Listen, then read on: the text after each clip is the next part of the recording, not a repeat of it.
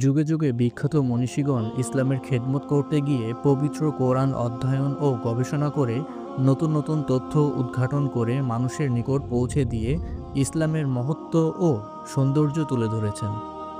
মুসলিম বিজ্ঞানী কোরআনের উপর রিসার্চ চালিয়ে নানা বিস্ময়কর তথ্য পরিবেশন করেছেন।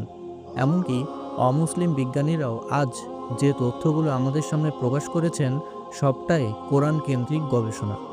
আজকে এমন কিছু তথ্য উপস্থাপন করব যেগুলি বিভিন্ন সোর্স থেকে নেওয়া, বেশ কয়েকটি কোরআনের বিস্ময়কর তথ্য। আজানের প্রথম শব্দ হলো আল্লাহ এবং শেষ শব্দ হলো আল্লাহ। এর মানে আল্লাহই শুরু এবং আল্লাহই শেষ। আজান শব্দটি পবিত্র কোরআনে সর্বমোট এসেছে 5 বার, আর আমরা প্রতিদিন 5 ওয়াক্ত নামাজ পড়ি। আজানের মধ্যে সর্বমোট শব্দ হলো 50টি, আর আল্লাহ মিরাজের সময় হযরত মুহাম্মদ সাল্লাল্লাহু আলাইহি ওয়াসাল্লামকে সর্বপ্রথম 50 ওয়াক্ত ফরজ নামাজ দিয়েছিলেন। পরে তা কমিয়ে 5 ওয়াক্ত করা হয়।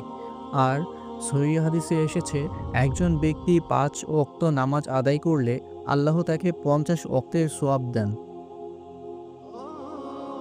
আজানের মধ্যে সর্বমোট 17টি ভিন্ন অক্ষর রয়েছে, আর আমাদের প্রতিদিন ফরজ নামাজ হলো 17 রাকাত। ফজর 2, জোহর 4, আসর 4, মাগরিব 3, এশা 4, মোট 17 রাকাত। আজানের মধ্যে সবচেয়ে ব্যবহৃত শব্দ হলো আল্লাহ। আল্লাহ শব্দের আলিফ অক্ষরটি সম্পূর্ণ আজানে আছে মোট 47 বার, লাম অক্ষরটি 45 বার এবং হা অক্ষরটি 20 বার।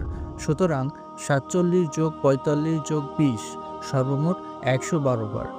আর পবিত্র কোরআনের 112 নম্বর সূরা হলো সূরা ইখলাস, যে সূরায় আল্লাহ নিজের পরিচয় দিয়েছেন।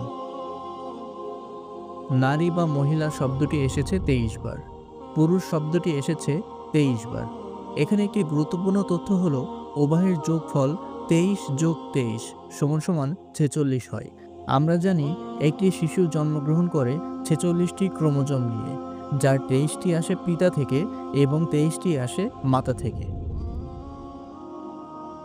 আমরা সবাই জানি পৃথিবীর কয়েকটি স্তর রয়েছে। একদম মাঝের স্তরটির মূল উপাদান হলো লোহা। আল কোরআনে মোট 114টি সূরা রয়েছে। 114 নম্বরের অর্ধেক হলো 57, আর 57 নং সূরাটির নাম হচ্ছে আল হাদিদ, যার অর্থ লোহা। মহান আল্লাহ তাআলার জ্ঞানের সীমা নেই, তিনি অসীম জ্ঞানের অধিকারী। তাই তার আদেশ নিষেধ মেনে চলা আমাদের সকলের কর্তব্য।